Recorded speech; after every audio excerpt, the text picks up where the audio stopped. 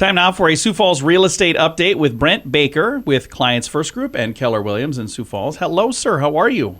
I'm great. Excited to have you in here. We're going to talk today about going through a little checklist of things people need to do to get ready to sell their home, because we're sneaking up on, it sounds weird to say this, but here we are in October. We're sneaking up on the fourth quarter of the year. We're sneaking up, well, it is the fourth quarter of the year. We're sneaking up on winter, which I'm not ready for that at all. Watch your language. I'm saying naughty words here.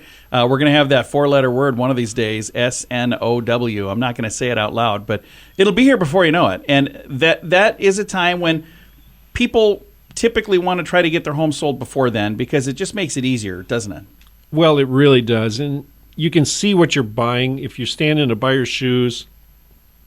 And sometimes we've had listings that we were grateful for snow, so you didn't see how bad the lawn was. Oh, yeah.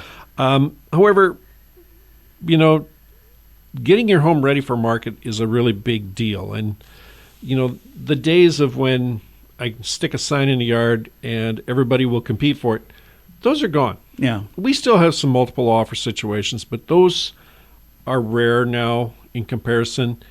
And so making your home inviting, show that you care about your house, give it curb appeal. Those are three really big things, especially now when the market is picking and choosing what it likes. Yeah. So as I'm getting ready, what are the things, like what would be the first thing I should do as we're going to go through a checklist here? What is numero uno, number one on the list? Well, just like anything, when you go into a store, if you go into a store that is really disorganized and dirty, you're probably not going to shop there. Or you're going to expect everything to be very affordable. Correct. Yeah. So you're setting this value in your mind of, it must not be too expensive because this place looks like a dump. Right. This is all the secondhand merchandise. So yeah. You want your home to be inviting. Yeah.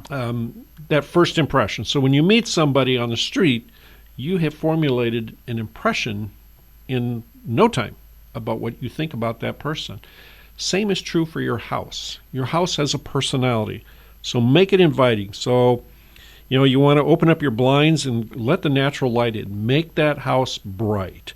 Clean your light bulbs. Replace the ones that are not working. Absolutely. And then depersonalize your home.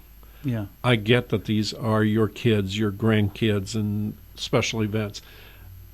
But you want that house to be somebody else's, yeah. Then take yourself out of it. Yeah. Eliminate all that personal stuff. Yes, it's hard for grandma to take down her grandkids' pictures. I get it. But they're still your grandkids, even if the pictures aren't there. Declutter. Get rid of all the excess stuff that you're not using, don't need, whatever. Yeah. Or if it's stuff you want to continue with, at least get it into storage someplace else. I remember when we were getting ready to move, I rented a storage unit. We might have gone overboard. 15 foot by 50 foot. That's the size that we got. But I had two vehicles that I thought, I'm going to get these out of the yard. I had a burned up the Planes, Trains, and Automobiles car. I'm like, I don't need that. And we had the Sunny Hummer. I'm like, we don't need those things sitting here. So our storage unit was maybe a little bigger than most people need. But it makes sense. It would be better to rent a storage unit for a few months, declutter a bunch of stuff, get it out of the house, instead of sitting there going, oh, well, nobody's buying my house for some reason. Well, what's a common thing everybody looks for? Storage. Yeah. So if your house is packed, if it's full of stuff, yeah, then the automatic thought process is there's no storage in this house. And you get bypassed, not because you don't have storage, but because you didn't remove the materials that made it look full. So yeah, exactly. And then the last thing is just scrub that baby down. Yeah. Get it clean. And not clean to your level of standard if you're, didn't grow up with that crazy person who's in the hazmat suit every time they clean the house. Oh, yeah. I live with Tidy Heidi, so we go with her standard. That's the standard. She's got the standard. And then you want to make sure you show it's cared for as well, don't you? Correct. So take care of those maintenance items. So, cleaning the vents and the baseboards. It's the sweeping and the mopping and the small repairs. Yeah. People don't realize how quickly those little repairs add up. If it's a broken outlet cover or the gutters kind of hanging a little bit, or the gutters haven't been cleaned and so you got trees growing out of them. Yeah. Or your landscaping is just really bad, overgrown, touching the house. Your brush should never touch the house. Yeah. You got to fix the stuff that broke. The cracked window, it's going to get called out. Yep. So just go ahead, fix it while you can control the costs. Absolutely. And then it's organized. Yeah. Get things squared away. If it can fit in the pantry, put it in the pantry. And then paint up those scuffed walls. Absolutely. When you take down those pictures of your kids and grandkids, spackle those little nail holes and put some paint on it. Make it look pretty. And then you want to boost the curb appeal. And there's some tips for that too, right? Yes. So if your siding is dirty, which happens, we get dust accumulate, and some siding attracts dust more than others, it seems, or it shows it. So wash that siding. Get somebody to power wash it. Clean your windows. Clean up the landscape in your yard. Maybe you've got some mulch that needs to be freshened up. Yeah. Or you've got some weeds growing where it shouldn't be growing.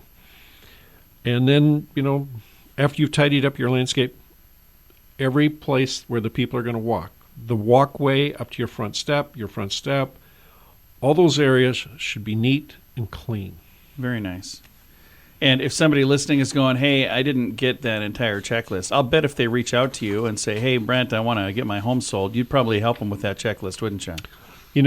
I probably can be talked into it. He might even change a light bulb for you. He's tall. So if somebody would like some assistance getting their home sold, or they would like to buy a home, what is the best way for them to connect with you?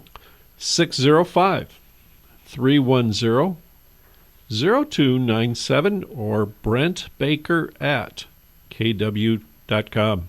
Again, Brent Baker with Clients First Group and Keller Williams. And you can find him online at clientsfirstgroup.com. And you can also catch this program as a podcast at SiouxFallsPodcast.com.